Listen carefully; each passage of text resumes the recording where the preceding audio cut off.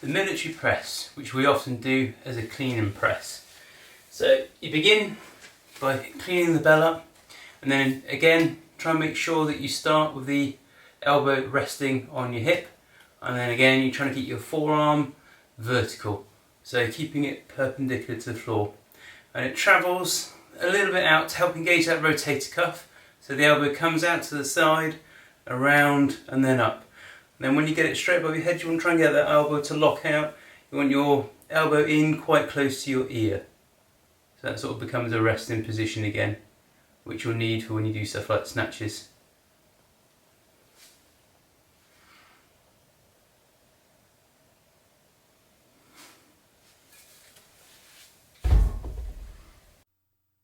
Right, clean and press ladders. So very simple drill. You do one clean and one press on each arm, and then it's like counting.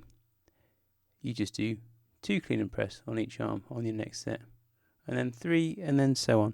So the idea is to try and get from ladders 1 to 5, and say if you can do ladders of 1 to 5 easily, then you should probably be thinking about moving up to a heavier weight, or definitely after you could do about 3 or 4 sets of ladders of 1 to 5. So then it may be that you only get from ladders of 1 to 3, that's fine, but you'll gradually build them up as you increase your strength. So remember, with a clean, try and make sure that you keep your shoulder pulled in, and as you press, try and make sure that the arm actually sits on your body first. So you need to sort of have those little rest points where you're not overstressing your upper traps.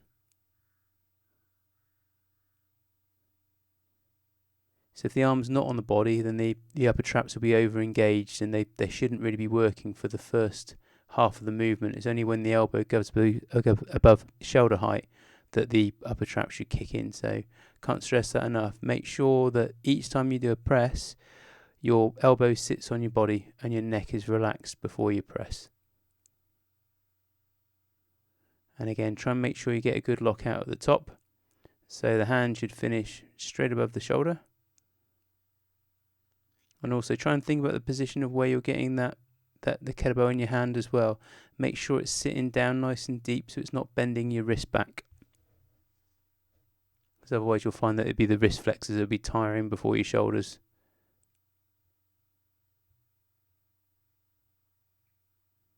So yeah, as you press the bell overhead, try and make sure that you squeeze your bum and pull your tummy in. So it's okay to try and push your hips to one side, but try not to bend through your back.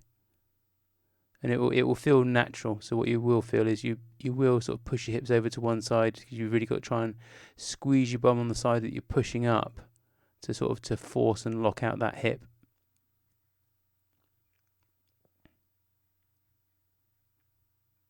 But again, it's tight core as you press. And again, really try and think about that good finish position. Let the shoulders sit down a little bit at the top.